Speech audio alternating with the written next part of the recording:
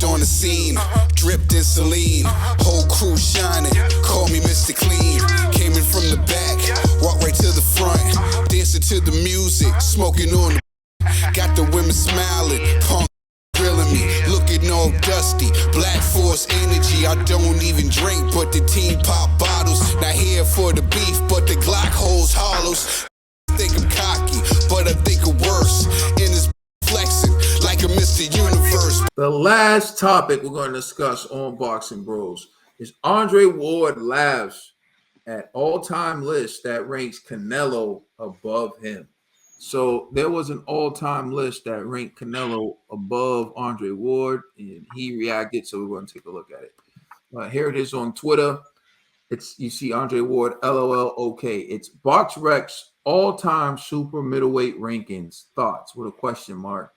And at number one, BoxRec all-time 168-pound rankings. Canelo Alvarez number one, Joe Calzaghe number two, Andre Ward number three, Carl Froch number four, Mikael Kessler number five, Demetrius Andrade at number six, Steve Collins at number seven, Arthur Abraham at number eight, Stephen Altke at number nine, and Daniel Jacobs at number 10.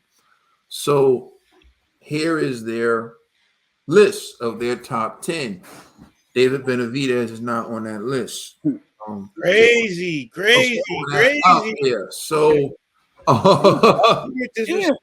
Yeah. All right. So, Trill Dollar Bill, what's your reaction to that list? I like this first three because the first three, that's my list for the first three. They just missing James, Tony, and Roy, but you know what I'm saying? I like that. I like that first three because I have it Canelo, then I have Joe Calzaghe. I like Andre Ward, but as far as medal and what these guys have done in that division, they collected more. I know he had the tournament and all that, but at 168, shoot, it's hard to scuff at what Canelo did. You know what I'm saying? And Joe Calzaghe was the first to do it. So you know what I mean? Man, and they both and Joe Calzaghe was, he got a chance. He fought the who's who, and he left undefeated. So yeah, I'm not mad at Andre Ward being number three. I was just saying 4 and 5. I was thinking at super middleweight, you know what I'm saying? James Toney was that guy, Roy Jones was that guy, and Carl Froch was that guy, and Mikael Kessler. You know what I'm saying? So I think that those guys will fall in afterwards. You know what I'm saying? Like the Roy will be, you know what I'm saying? Then you have the James Toney, the Carl Froch, because the Cobra was a bad mother lover too. You know what I'm saying? Shut your mouth. You know? And Mikael Kessler. But yeah, I'm not mad at that first top three. I think that, to me, you know what I'm saying? And boxing is subjective. So I hope Andre Ward wasn't too mad. You know, Ward doesn't strike me as a guy who gets bent out of shape with ratings. I don't think he's mad. He just wrote like LOL, okay. Like, yeah, okay. Like, it's not a big deal. You know, it's just your opinion. You know what I'm saying? But yeah, that's not. Hey, listen, Ward is one of the greats. You know what I'm saying? And that's a good listed company to be behind. You know what I'm saying? And not only that's just one division. We only talk about one division. You know what I'm saying? But yeah, you know what I'm saying? I'm not mad at the list. And it's subjective. You know what I'm saying? It's how you feel. all right, G. Yeah, because this is BoxRec, with BoxRec, you know, strictly by the numbers. So I think I don't think it's like unless I stand corrected, but like I don't believe it's like a group of guys that's coming together and just giving their opinions. I think they're just doing it based upon, you know, their resumes, and then they're determining the number by the resume themselves. So like each fire's resume, their rankings, this and third. So, you know, I don't think Ward was really upset at him being number three. It could have been because, you know, it was vague, really. Like, he could have been like, hey, how come you don't have, let's say, James Toney on there, right? That could be something that he might be like, hey, this is odd, you know, but I don't think he's gonna.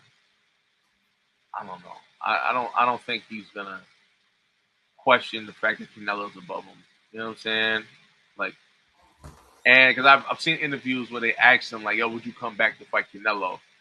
And he was like, as much as he would love to, he just doesn't have it in him anymore. You know what I'm saying? Like he's done with the sport altogether. So I kind of feel like in a way he's acknowledging Canelo's greatness. You know what I'm saying? So I don't know. I don't see him. I don't think he's upset at the fact that he was number three. I think it's probably something else. All right, TBE. Now I do agree with Trill, like Roy Jones and James Toney should be on this list. But I'm not mad at the order. I just feel like some people were left out, which in those two names that were left off, because they did attribute a lot to that sport and they did attribute a lot to that division. I'm not mad at the order. I just feel Andre Ward does have a little spite towards Canelo because he does feel like he could outshine him on his best days. But Ward, you were retired early because of certain reasons, and I don't think you have it in, like G said, you don't have it in you anymore. And you said that you don't have it in you anymore to like continue in the sport. You retired at an early age and then just accept the career you give the boxing. You could have been greater than what you were, but because of injuries and other things, you had to walk away.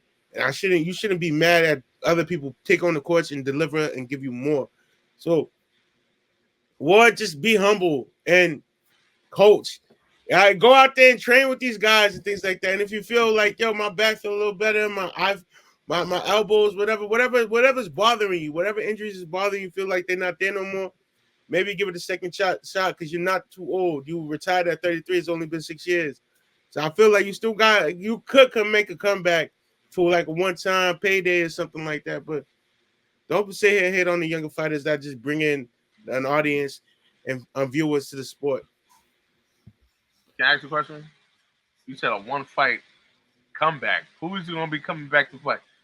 Hey man, whoever, wherever the dollars are at. If you want to fight Canelo, go ahead. But if it's like Kovalev Part 3, I don't even think Kovalev retired, right? I think Kovalev in prison. I don't know. He should come back. He should come back and take an easy fight like David Benavidez. If he came back. Yeah, Benavidez. Lick your chop for that dude.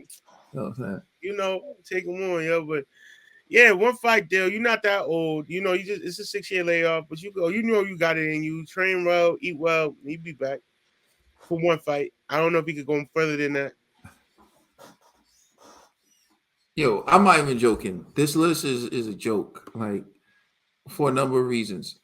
One, boxing is subjective, right? So, I mean, you can't argue with people's lists, especially if it makes sense. But the first thing is Demetrius Andrade is on the list at 168. But didn't Demetrius Andrade just have one fight at 168? Like he had one fight at 168, I believe. So how is he on this list at 168? He was champion at 160. And I remember because Demetrius Andrade was saying like,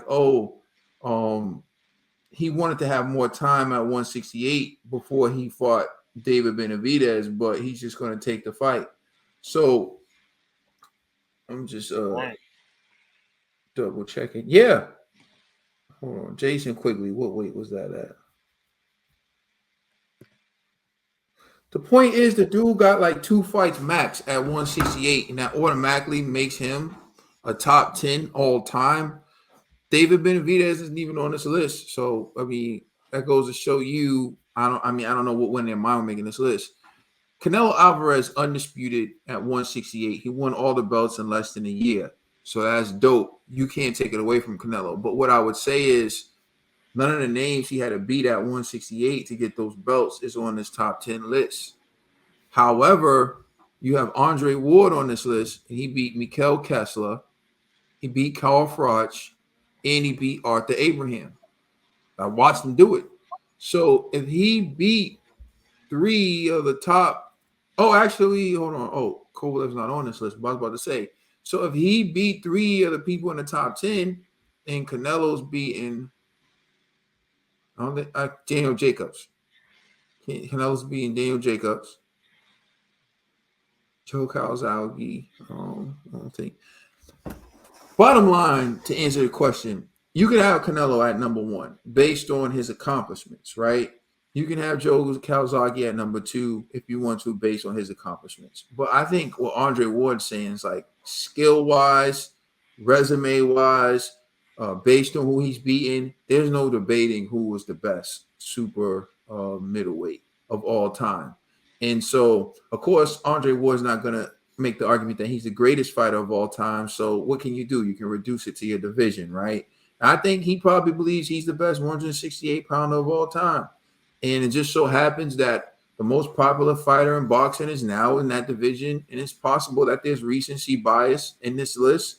But Canelo is also a bad dude who has a great resume and who has accomplished great things. So, like Trill said, I'm not going to argue with you if you have Canelo over Andre Ward.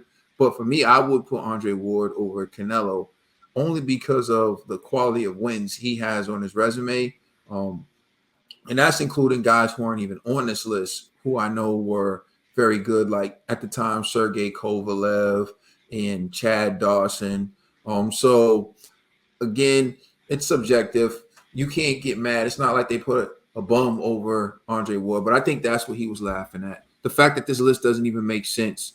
Demetrius Andrade's on this list with like 2 fights max at 168, and he has a victory over 3 fighters in their top 10, but they ranked him at 3. So I think that's probably what he was laughing at when you really think about it. But I don't think he was trying to disrespect Canelo. I think he looked at that list like, and bro, am I tripping? How many fights? Do you know how many fights Demetrius Andrade had at 168? I think 1. That's what I'm saying. Like, bro, how did he make that list? Yeah, that's the only thing. Yeah. Some of the stuff on the list. That's why I said they forgot Roy. They forgot James Toney. If you wanted to be cute, you could have even put Lacey in there because he was doing a lot more than Boo Boo did at 168. Hook in there. You know what I'm saying? More than what Boo Boo did at 168. You even forgot Boo did nothing at 168. Yo, you got Kovalev. G, I know G thinks I was taking a shot at him, but when I said Demetrius Andrade and not David Benavidez, I was really saying like David Benavidez was actually champion at 168. Mm-hmm. My man Demetrius Andrade got 2 fights at 168. I don't know how he all won. I don't know how he's on that list, but anyways, you let us know what you think in the comment section. Please like and subscribe. Check us out on Instagram and Twitter. And please check out our podcast on all major streaming services. That's the TBE. He's not showing his face. That's Conspiracy G. That's Caden and I'm Trill, the Commissioner Dollar Bill. Thank you for rocking with us today. Boxing